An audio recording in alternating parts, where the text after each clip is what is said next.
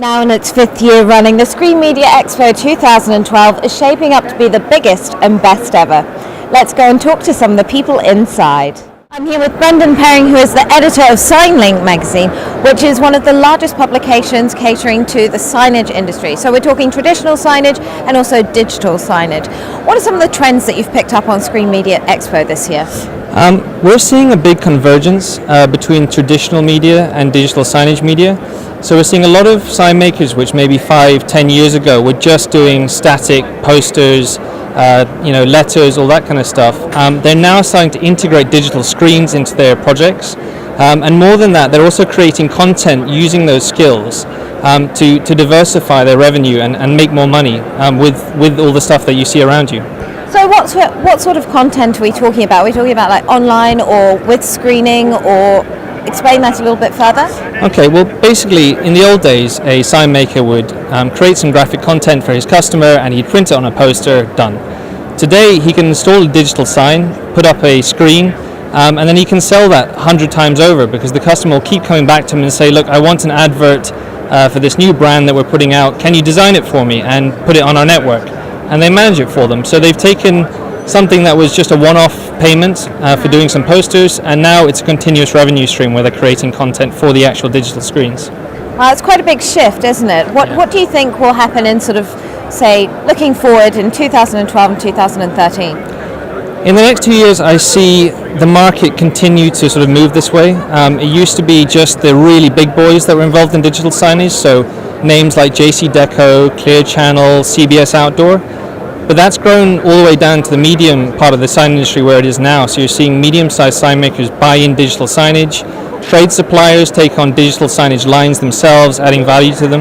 And slowly but surely over the next 2 years, I see the small sign makers, the one-man bands, the guys who just have a van, starting to integrate digital signage into their projects as well, because everyone's asking for it. If you're a hairdresser or an estate agent, you no longer ask for a poster, you go, hey, I want a digital sign because I saw one in Asda. Yeah. So that's it.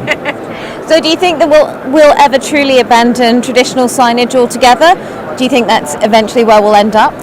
I don't think so, because it works really well in tandem. I think it will reach a balance point where we will get less and less traditional signage in our city centres, but it'll reach a balance point where it'll always be there because it's quick and easy to print and you don't need lots of hardware or thinking about it. But the big trend, which everyone sort of is talking about, is integration with the two. So Harrods has just done a big new launch project where they have lots of traditional media in their screens, printed by wide format kit onto vinyl, but inside of that they have digital signage transparent displays, which are actually here on show from Crystal Displays, where a customer can come by and interact with products via the screen and actually see the physical product behind it because it's transparent. So I'd say that synthesis is where the market's going to go over the next 2 years. Cool, so we're going to see a bit more integration, hopefully some more engagement, Yeah. a little bit more offline and online together, you think? Yeah, definitely. I mean, that's another big thing is obviously with internet speeds and broadband speeds becoming so amazing across city centres and in Western Europe, you can have live broadcasts, you can have live content on there all the time. I mean, some of the most amazing campaigns have been like people like British Airways. They had a massive screen outside in the centre of London, and they had a live stream of a lady on a beach somewhere tweeting. And you had a sort of Twitter and you could ask her questions and try and find out where she was. And the people then who found out where she was won a flights around the world by BA or a travel to a destination. So that's because we have super fast broadband speeds, and they could have this live advert which people could physically interact with, which is obviously great for BA flight sales. That's a really interesting application. What are you hoping for? Like, what would you like to see in terms of innovation in the next year or so? From digital signage itself, I'd say usability. It needs to continue. If they want to target sign makers as a real platform to sell their stuff, they need to make it a lot more off the shelf. So they need to come along and be able to buy, have a series of screens, have a series of software options that they can put in those screens that the sign maker can buy at a trade price. You can simply take them away, add some value to it by creating some content or building it into a project. Buy for £1, sell for £2. It needs to be that simple. And there are some amazing companies do that. Philips Public Signage is an example of that.